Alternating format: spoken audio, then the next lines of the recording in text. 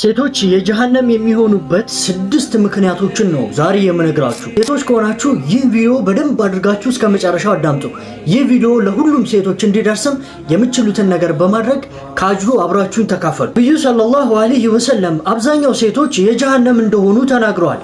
የሚሆነበት ምክንያት ደግሞ ሴቶች ከወንዶች በላይ ስለሚራገሙ ነው። በእያንዳንዱ በመንናገረው ነገር እንደምንጠየቅ ልናውቅ ይገባል። ሁለተኛው ደግሞ ሴቶች ለባሎቻችሁ መጥፎ ከሆናችሁ የእሳት ነው የምትሆኑት። እናም ሴቶች ሆናችሁ ባለትዳር ከሆናችሁ ወይም የምታገቡ ከሆነ ለባሎቻችሁ በጥሩ መንገድ ልትናሯሯቸው ይገባል። ሶስተኛ ደግሞ ለሌሎች ፊትና መሆን ነው። ሴቶች ሆናችሁ ተዋውባችሁ እንደዚሁም ተገላልጣችሁ ለሌሎች ሰዎች ፊትና የምትሆኑ ከሆነ የእሳት ነው የምትሆኑት። ሁሌም ቢሆን ሴቶች ከሆናችሁ በአግባቡና ኢስላም በሚያዘው መንገድ ልብሳችሁንና እንደዚሁም አዳባችሁን መጠበቅ አለባችሁ። ደግሞ አራተኛው እንደ ግመል ሻኛ ጸጉራችሁን የምታደርጉ ከሆነ የእሳት ናችሁ። የተለያዩ ማቴሪያሎችን በመጠቀም ጸጉራችሁ ሳይሆን ጸጉራችሁ ትልቅ እንደሆነና ወደ ላይ በማድረግ የምታደርጉ ከሆነ የጀነት ሽታዋን እንኳን አታገኙ። አምስተኛው ደግሞ እንደ ወንድ መልበስና እንደ ወንድ መምሰል። እናም እነዚህ ሴቶች የጀሃነም ናቸው።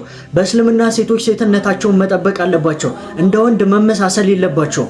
እንደዚሁም ደግሞ የመጨረሻው ነብዩ ሰለላሁ ዐለይሂ ወሰለም ይቺ ሴት የተረገመች ነች ብለዋል። ይቺ ሴት ማን ነች?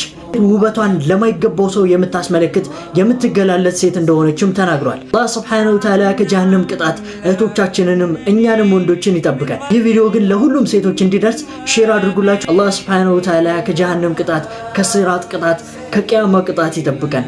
አሚን በሉ።